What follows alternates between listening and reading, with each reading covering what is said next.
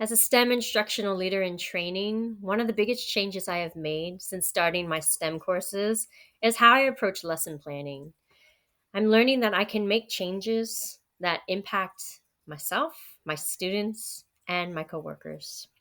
One big change is referencing the standards and not just the Common Core state standards. I'm talking about the next generation science standards, the Maryland STEM Standards of Practice, and the International Society for Technology and Education standards.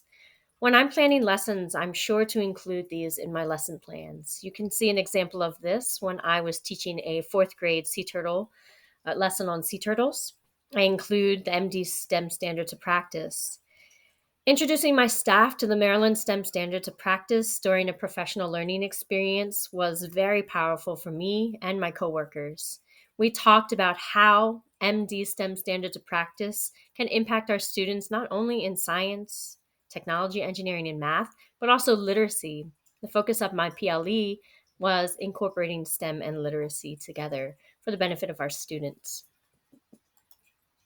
Including STEM careers is another change I've made to all of my lesson plans. I always want to tell students about STEM careers. When we were learning about sea turtles, we were talking about what it means to be a wildlife conservationist, what it means to be a marine biologist. As part of my peer coaching experience, I worked on an ecology 70 lesson plan with fifth grade teacher. Part of the lesson was including information about STEM careers related to ecology.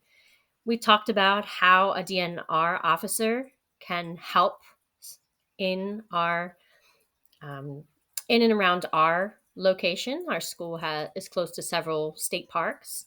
Also talking about what it means to be a forester. And what I really like is linking videos so students can see what it means to be a forester or to check out different careers. Including children's literature is another piece that I've added to my lesson plans. Science, technology, engineering, or mathematics, I'm going to find a way to incorporate children's literature.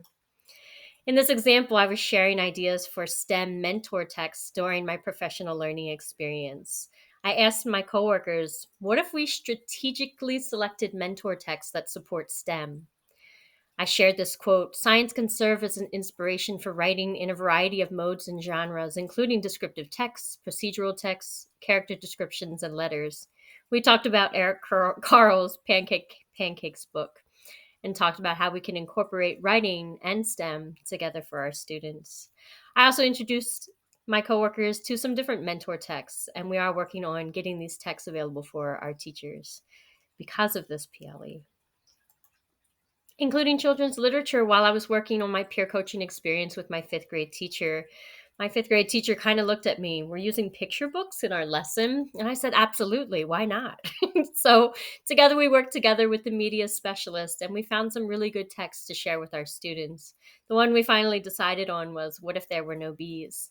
That went well with our ecology lesson and our little bio blitz that we ended up doing as part of that lesson.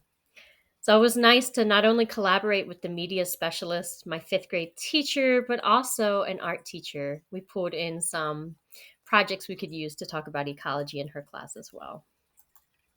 STEM notebooks. Including STEM notebooks in instructions has been such a powerful tool for me. I'm always careful when selecting my STEM notebook questions, and I include those in my lesson plans. This is an example when my students were working on creating a mobile floating trash removal device to clean the inner harbor. These are some of the questions that I asked them.